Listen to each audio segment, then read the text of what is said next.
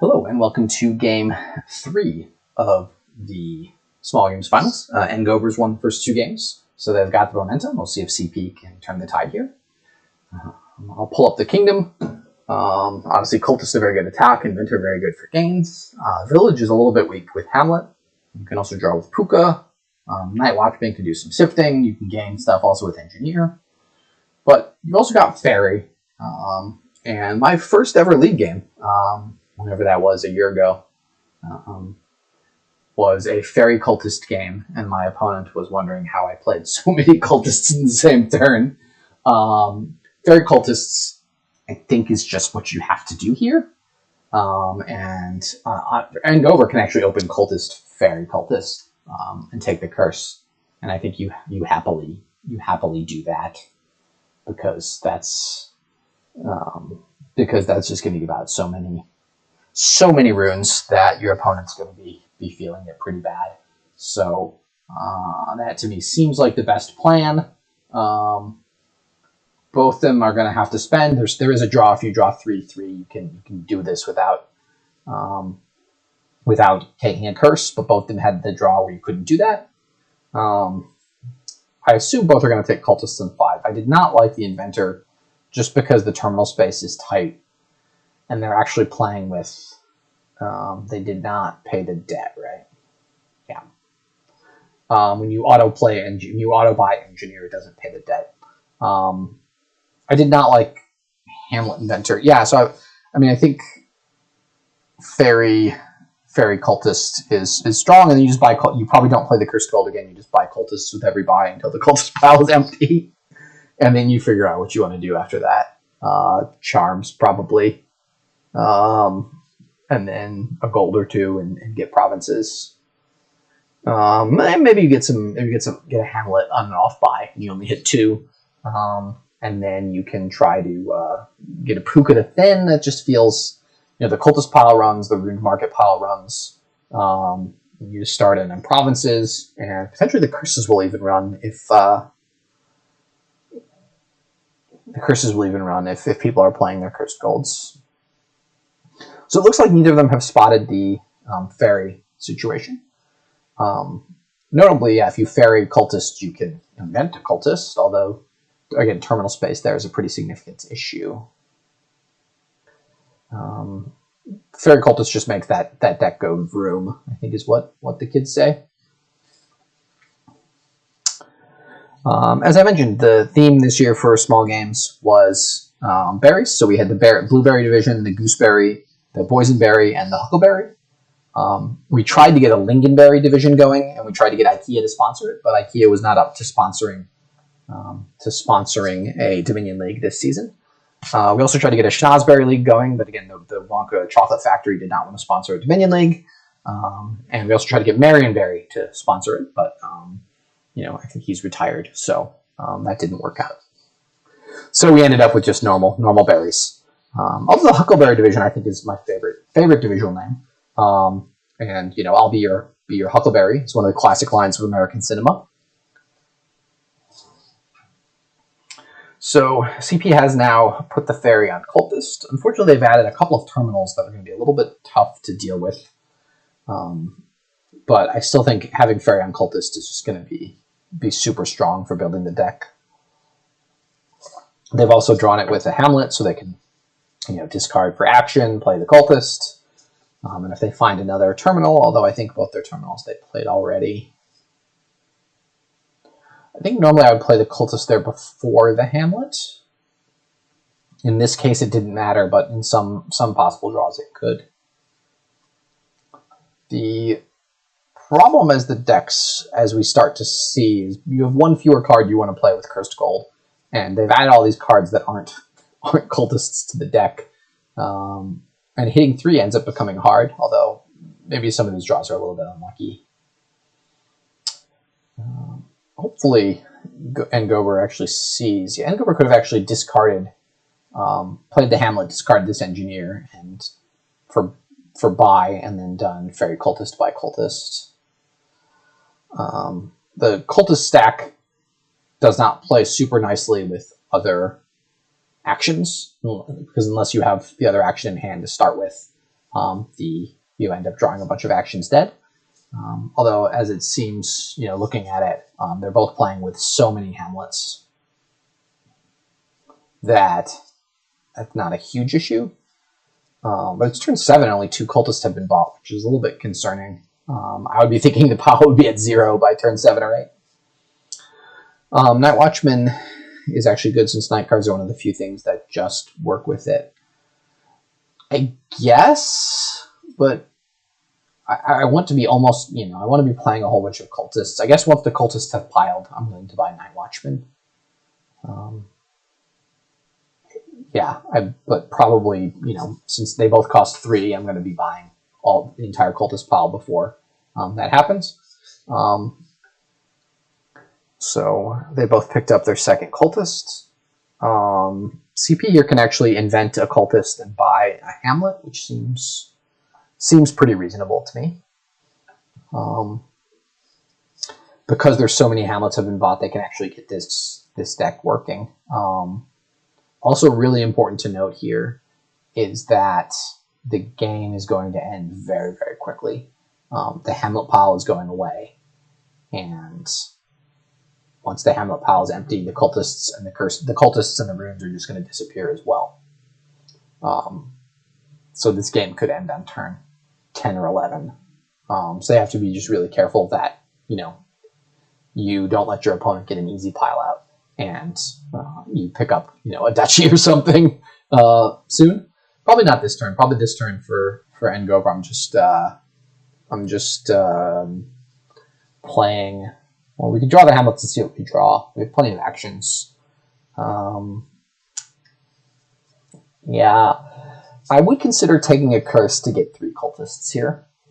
Trash that engineer to get 2 cultists, and then play a curse goal to get a 3rd cultist. I think the curse is going to be made up for the draw that you get and the runes that you give out. But it's fairly close. I could be argued into saying just double cultist here. Hamlet. You have too many hamlets in this deck, I think. You really don't need that many. You want all the cultists. Like I said, the game is ending, in 1 or 2 shuffles, probably. Although, I guess the cultist pile is not going to run if neither of the players are taking it as aggressively as I want them to.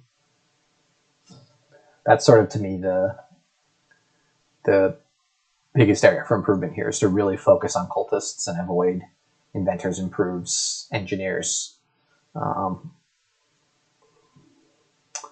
you're right. Ngober has like 4 or 5 hamlets and 4 terminals. They took another engineer. I don't understand why they took an engineer there. Again, keep playing these hamlets, see what you draw, and then I would here discard the estate for +5 and take 2 cultists. It seems totally worth it to me to gain a curse to take 2 cultists. Once you get a big cultist turn off, you can hit province, and then the game's ending on a 3-pile cultists, rune villages, and hamlets, and you've got the province. And they're passing up chances to play the cultists. This is what happens if you have these mixed decks where you're not focusing on hammering the cultists. This is where normally, I'm advocating in this kind of commentary for a more varied strategy. Putting the pieces together to form the right kind of engine. And here I'm advocating for a very monolithic strategy, just because that strategy by itself to me seems like the strongest way to go. Like this game could end this turn. This game could end this turn or next turn, depending on the exact draws. And the gainers. So I know that Ngober has the engineers. CP has the inventors. Believe they have an improve. I think here is CP. You have to invent an estate. It is too easy for Ngober to pile out. Here, they almost have a pile out in hand. if you don't take an estate. Depending on what the next card they draw is, they may very well have a pile out on runes. Yeah, so we'll see what they draw. If they discard, well, no need to discard quite yet. They can play this. Okay, so now we have to pause and say, do they have a pile out? If you discard the, no, they're in debt. Nuts. If they weren't in debt, I think they might have a pile out here. The engineer gains two cultists. They've got 4 money, 5 money. They have to take a curse, unfortunately.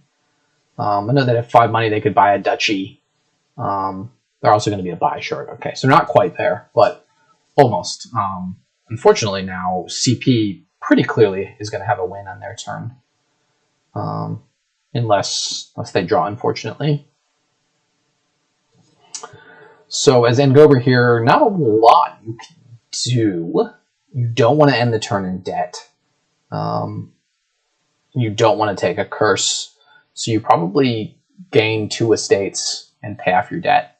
And don't feel great about it. Again, you know CP has cultists coming up. So they're going to be able to give you the rest of those runes, and then the cultist piles on 2. Although they did play their inventor already. They have a improve, and improve can improve hamlets into cultists. So they did take the estates, so they did the line that I had thought. I think you can discard this rune market for action and play some cultists now. That gets us to, that was strange. I think you wanted to save that card. But it looks like we're close. Yes, so discard the curse for plus buy. I'm sorry, for plus action. You can play improve abandoned mine coppers. You can buy a province. Sorry, you can buy a duchy and a cultist. That's 8. They have exactly 8 money, and then they can improve a hamlet into a cultist for a 3 pile and win 6-4. It's a little tricky spotting the improve lines. Improve sometimes is hard to trace. Based on that, they didn't see the same line I saw. Maybe they saw a different line. They might be able to buy cultist estate. The hamlet undo is quite... It like undoes you halfway. I wish the hamlet undid you back to the first decision. So if they discard the curse for plus buy, they have 7 money. They can buy cultist estate and improve a hamlet into a cultist for a 5-4 win. That line also seems to work. They did not seem to see the line with the duchy cultist line. So we'll see if they're able to spot this double estate, double cultist line. And feel free, chat, to correct me if I'm doing the math wrong.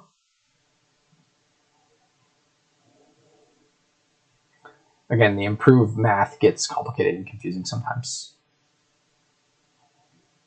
But this is what I meant by this game just kind of ends quickly. And you just start taking your end of estates and hoping your deck doesn't completely fall apart.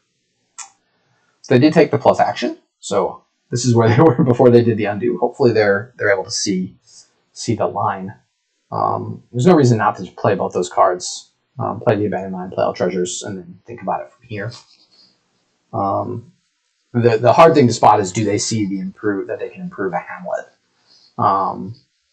It does not look like they saw that line. They can improve the abandoned mine into nothing, I believe.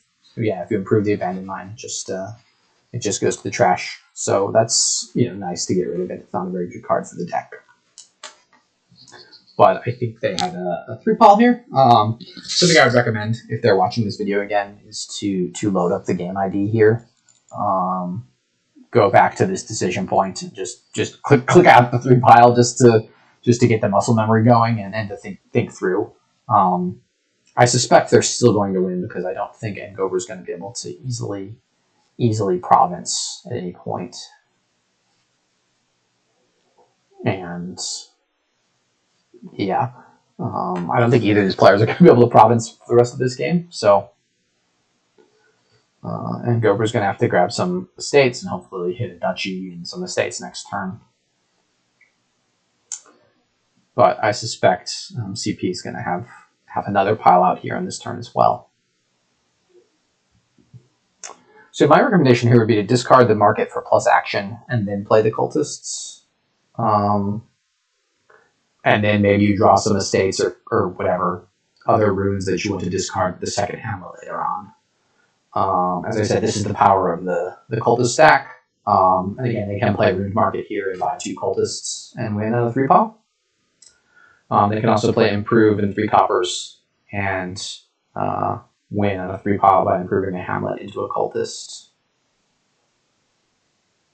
Both those seem good. I don't think they can just take 1 cultist and feel safe. That feels a little bit too risky to me. If they don't see the improve hamlet into the cultist. The reason I say that's hard to see is 1, well, improve happens in cleanup, so that's a little bit confusing. The other thing is cultist normally costs 5, so you normally can't improve 2 costs into a 5 cost, but right now it costs 3. So that's just something you can watch out for in these improve games. Something also interesting and powerful is improve on King's Court, for example. You can, on your last turn, play King's Court, improve, and then improve the rest of your King's Courts into province. So it's always a fun way to play the game. Yeah, unfortunately, CP just got ahead in the cultists in the draw, and Ngober's deck wasn't able to come together. And CP has a win in hand here. They did end up trashing Hamlet into cultist, so it's strange. They saw that they could do that, but they didn't realize they had a 3 pile if they bought the cultist. And yeah, not much Ngober can do here. The debt from these engineers has been really. If I played this kingdom, I would not really ever consider buying an engineer. I probably wouldn't consider buying an inventor. The only cards that I would buy would be cultists and treasures, and I don't know, maybe I'm buying some hamlets and not sold on that. You could maybe line up the hamlets with the Night Watchman. Okay, so CP missed a couple pile outs there, but was ahead enough and got enough green that it didn't matter as much. So they're on the board now. It's 2-1, and I will see you all in game 4.